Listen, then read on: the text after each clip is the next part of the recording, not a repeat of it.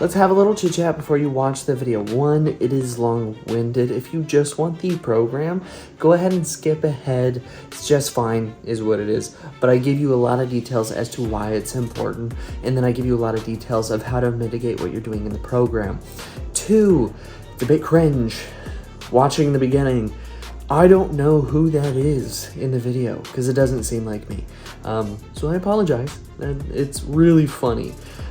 Three is this program is really good, especially for those intermediates that want to be a little bit more functional, which is it's a cursed term nowadays. It splits everyone down the middle. You know, it's all about progressive overload, intensity, and going to failure.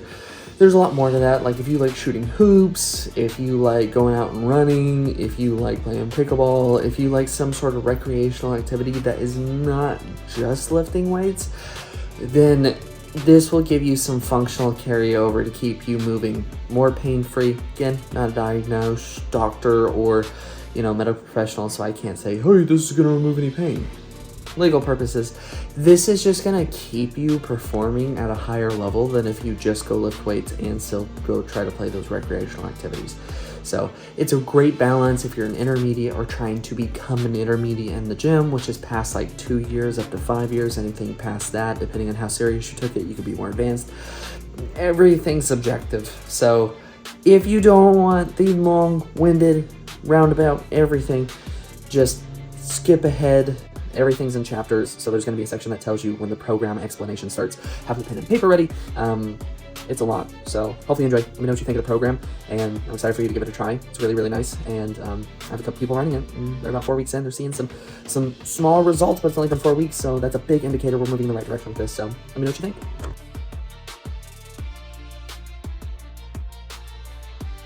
If I had to start from scratch in 2026 to get the most jacked, athletic, physique, capability, and performance out of my body, this is the program I would run for sure.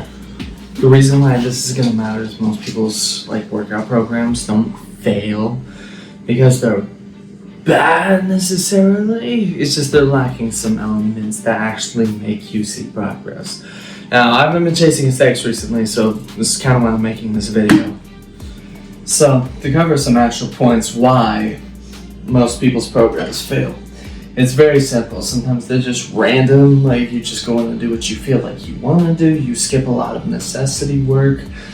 Some of them are too extreme, the volume's way too high. I used to run a really high volume workout plan, but I also supplemented 5,500 calories a day, and I was okay with gaining a lot of adipose tissue.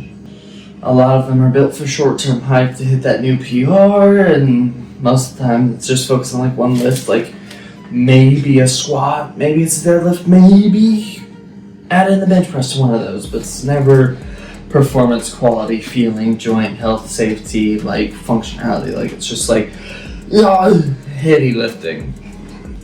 A lot of people also like jumping between some fad diets and crash workouts, stuff like that, where it's built around hype, it's built around ego, and it's built around seeing that super fast result, oh, my bench press went up 20 pounds, or I'm down 20 pounds now. I don't know why 20 is the number, but it is right now. It's the simple fact that people like basing it off of those quick, fast, extreme, simple things, and it's too linear and too basic, focusing on principles that aren't really going to help you see results in the long term, and you're going to plateau really fast. So let this be your wake-up call. You don't just need intensity, you also need a direction, a path to get you to where you want to be if you want to get shredded.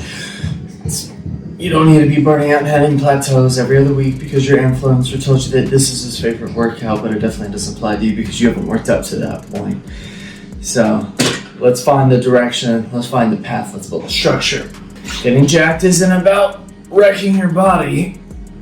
It's about finding a repeatable structure so it starts stacking and you start seeing those adaptations for hypertrophy on a more frequent basis. So this is given that your nutrition's in order. So if you don't know how to do your nutrition, start with 0.7 to 0.1 grams per lean pound of body mass in your body.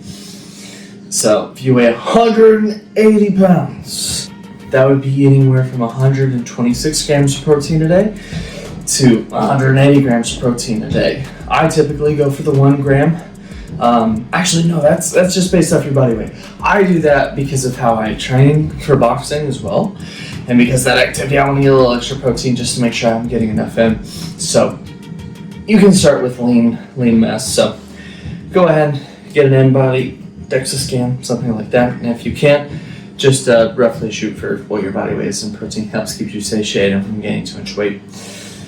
So to ensure that you have a body that you'd be proud of to walk on stage and be able to compete with the best, but also be able to hop into any work at any particular time, maybe even hop in the ring and do something real crazy with it. What I would look like for the week is 4 to 5 days, depending on how often you get to the gym. I would simply have 2 hypertrophy days, I'd have a max effort day, and I'd have a power dynamic day.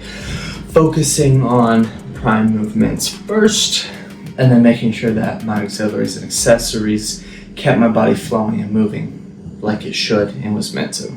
We want to build tissue, build health, and then we want to maintain our output, because if you can't use what you just put on, man, that's like a fridge magnet that doesn't stick. Kinda doesn't have a use now, does it? Also, if you haven't picked up, I would definitely warm up and take everything a little bit seriously for mobility and warm-ups, making sure all the tiny musculature is ready to fire and do what it needs to do. I got a long way to go. That is the program that I would bet my body on. I want to make sure that every joint is operating properly and optimally, and that way we can avoid injuries. And we keep hitting the gym hard. Every workout plan should answer one very simple question, is what am I building today? What is the intent? What's the focus? What, if I was to summarize this workout up in one sentence, what is it doing and why am I doing it? Should be a very simple answer. If you can't answer that question, then you shouldn't be doing it. A lot of people have too much junk volume. They ignore their recovery. They don't listen to the body. They just keep training because that's hardcore. You need to take your recovery seriously. If you're not taking your recovery seriously, then you're not serious about actually seeing results. Also, don't train like a pro if you don't have a pro's lifestyle. So if you don't have the time and effort to put into your recovery and your nutrition, your warm-up, you don't have the right modalities, and you're not able to exactly do what they do through their day-to-day life to ensure those workouts are maxed for optimal performance and adaptation, don't train like them. There's a reason why they're a pro and you're not. You have to work up to that point. So be humble in that moment. You gotta act like a pro, you gotta do something. You might be able to do it a couple of times, but you will hit that point where all of a sudden that's no longer a thing. But even athletes have bad days, so if your program only works on the bad days, then it's the wrong program. Well, actually, let me say that. If your workout program only works when your days are perfect, then it's the wrong workout program. It needs to be able to survive the worst days and just some bad days, especially if they're frequent. It's life, we deal with it. So, make sure your workout program is going to be able to survive those bad days. Otherwise, you shouldn't be doing it. So, I'm going to do my best. So, I'm going to walk you through what the structures would look like that I'm going to run myself. Now, there are going to be a lot of updates on this. No workout program just stays the same, it adapts. Okay, let's cover that right now.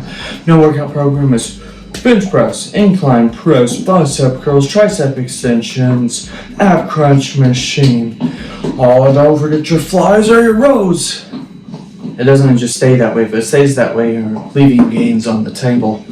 It's the simple fact that if you're a bodybuilder, you gotta hit other reps. You gotta hit different metabolic systems to stimulate different adaptation, especially if you've been lifting for more than 2 years.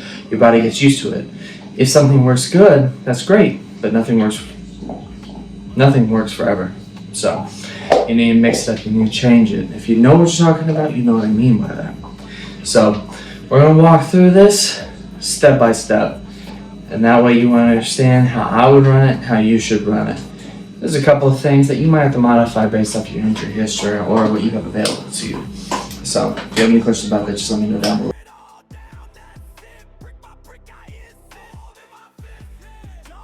This program builds muscle, builds athleticism, builds strength, and protects your longevity in lifting, which is really important, especially if you want to be a lifter that's still in the gym after like 25. It's not flashy, but it's repeatable and it works. It allows for a little customization. So no matter what position you're in, you'll be able to see results from this program, this layout. So what I would do as far as making sure that you are jacked is I would make sure that you are focusing on primary movements on any day that you are in there. That could be a push variation, pull variation, a squat, or a hinge variation. Every day that you're in there, 4, 5, 6, 7 days a week. Now, 4 to 5 days a week, this is what this program is meant for. You can focus on those prime movements. Those are biological movements that we are meant to do in day-to-day life. And they will lead to great adaptation, especially when it comes to strength. And depending on the range of motion and the bias that's set in the form, you will see very, very good hypertrophy.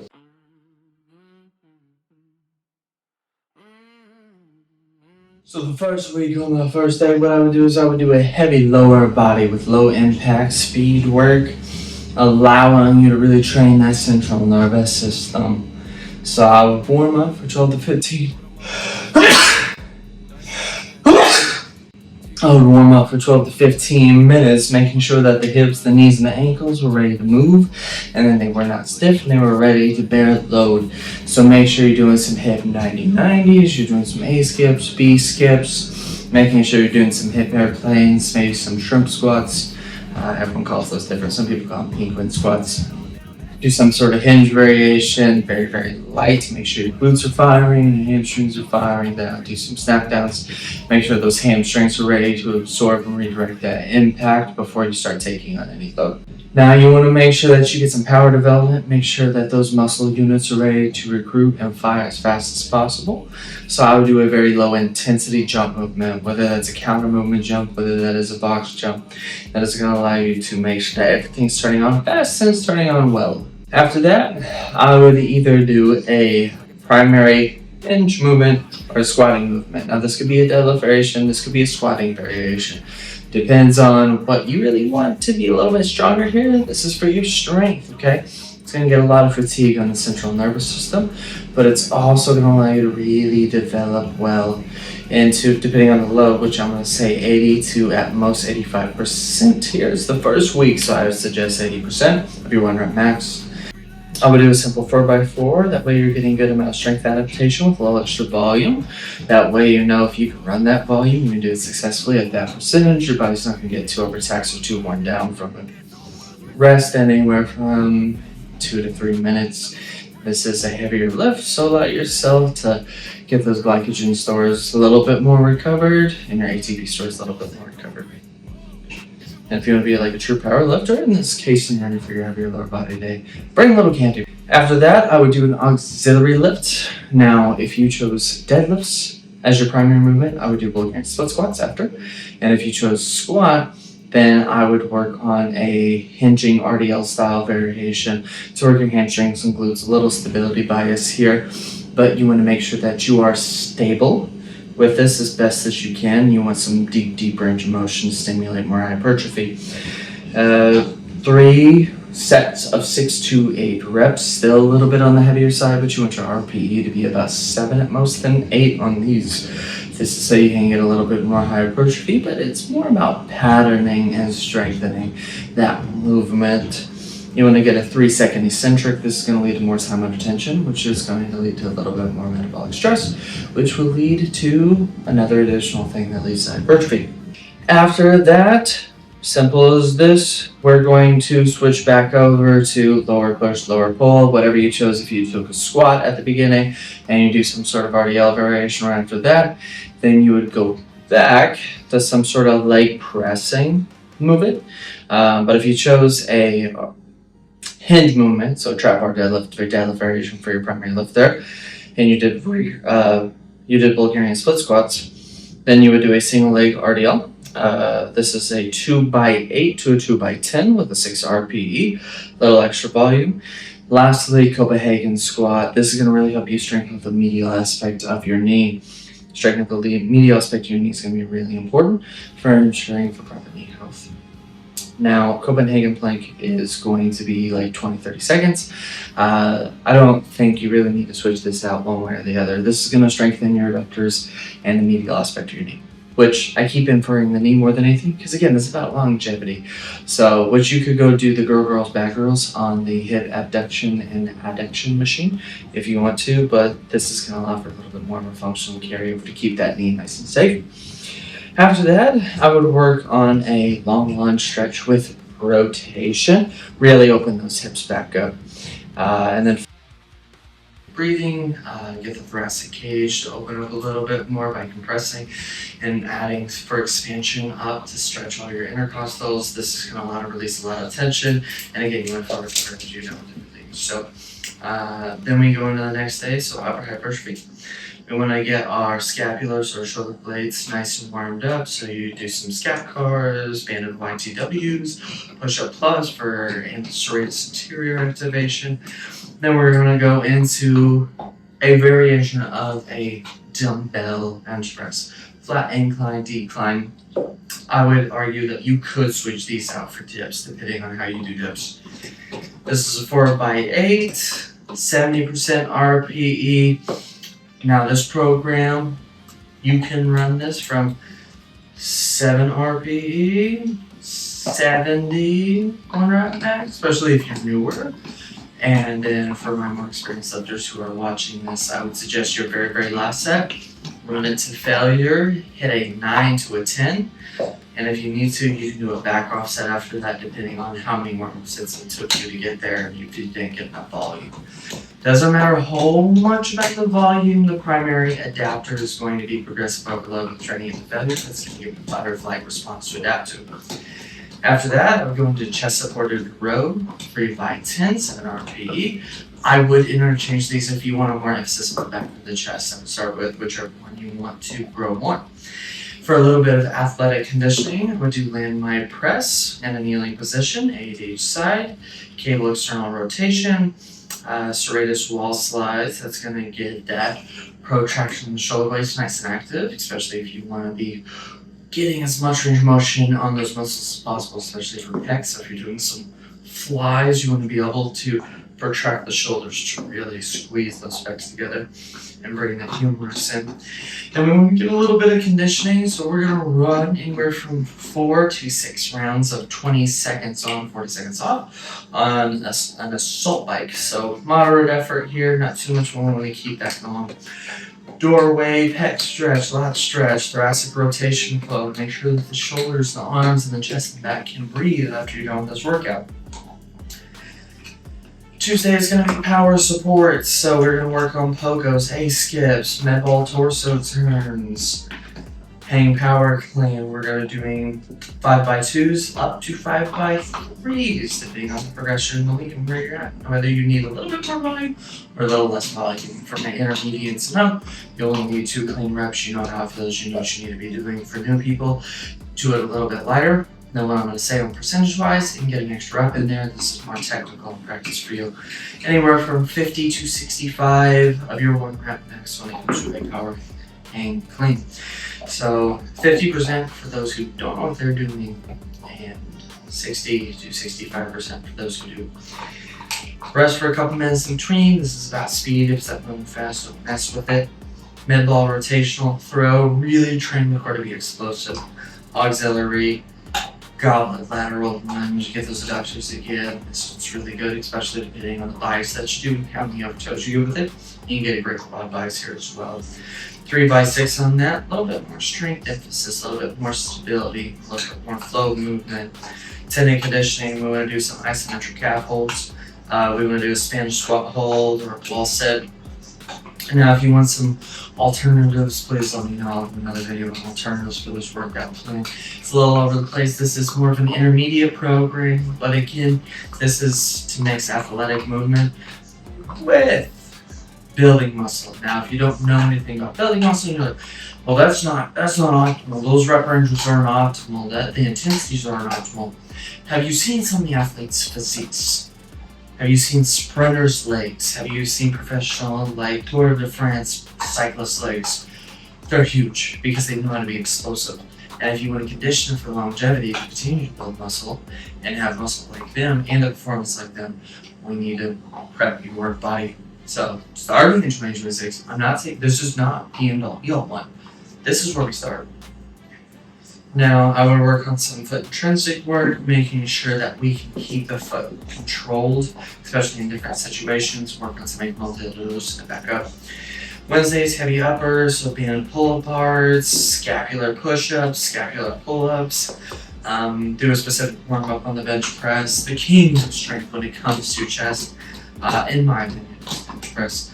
Do a 5x3, newbies, 70 to 78% everyone around max. My intermediates here, 80 to 88% everyone around max as you progress over the weeks of this block. We want to shoot for an 8 RPE. You can push it to a 9, but if you push to a 9, you're really close to maxing that you need to be able to pull off for a week, otherwise it's going to be too much. Now we're moving along.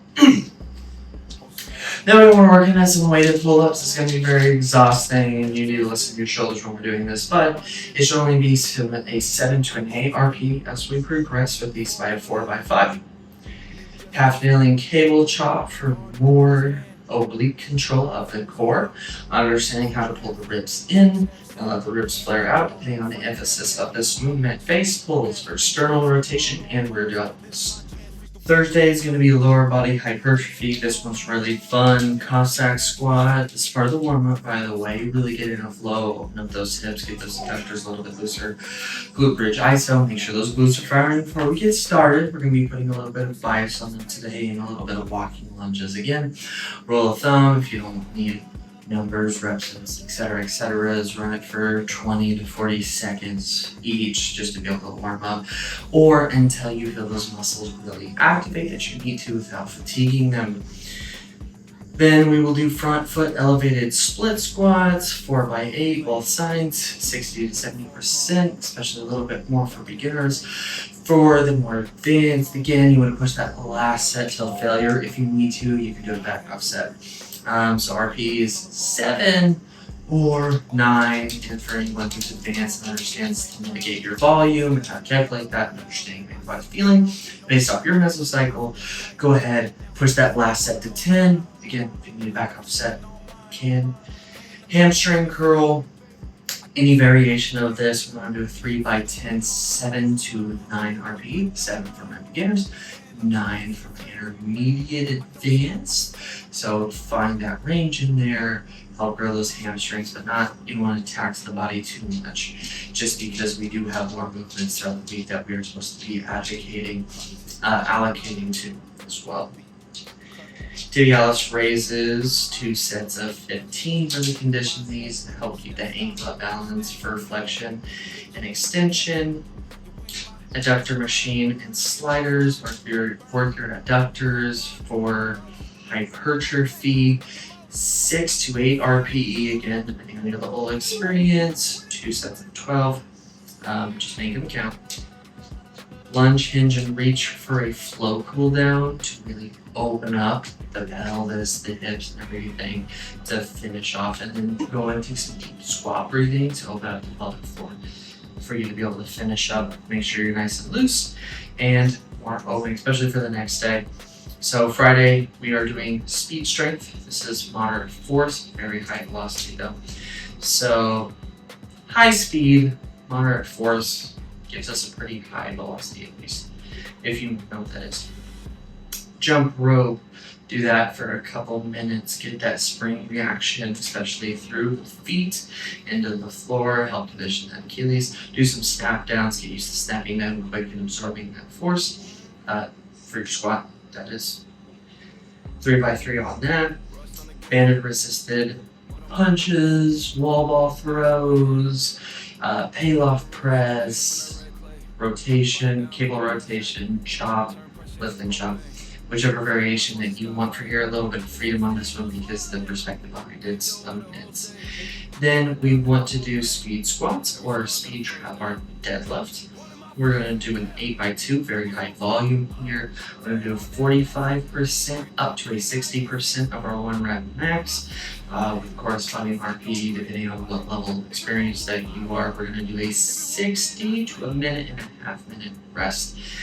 So we're going to work on a little bit of that anaerobic conditioning here. So auxiliary is going to be a push press.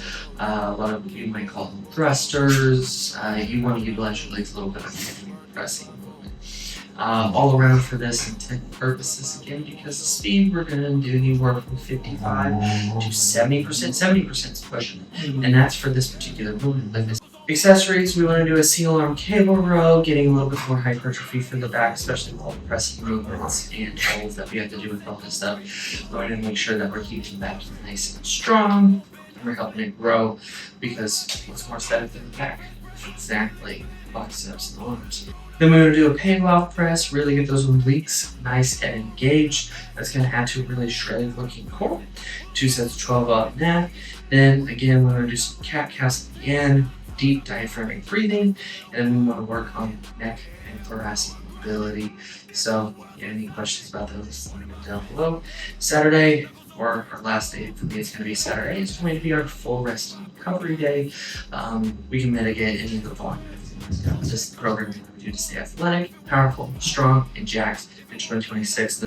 2026 isn't about a miracle plan. It's about building a foundation, a consistent, repeatable, actionable program that's going to keep you functional, it's going to keep you strong and great. So, with this being said, this is week 1 of what I'd be doing in 2026 to get jacked. So, let me know what you think down in the comments, and tell me how it goes. Give it a shot, honestly. Makes a big difference.